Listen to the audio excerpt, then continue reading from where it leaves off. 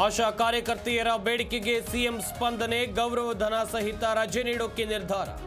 ಗುಲಾಬಿ ನಾರಿಯರಲ್ಲಿ ಸಂಭ್ರಮೋ ಸಂಭ್ರಮ.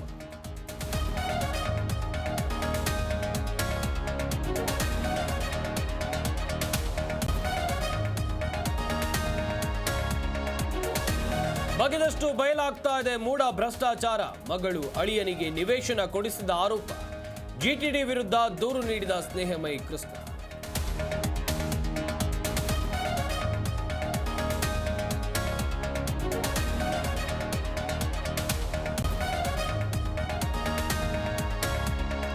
ಮೆಣಸಿನಕಾಯಿ ಬೆಳೆದ ರೈತರ ಬದುಕು ಕಾರಕಾರ. ಬಳ್ಳಾರಿಯಲ್ಲಿ ಸೂಕ್ತ ಬೆಲೆ ಇಲ್ಲದೆ ಅನ್ನದಾತರು ಕಂಗಾಲು.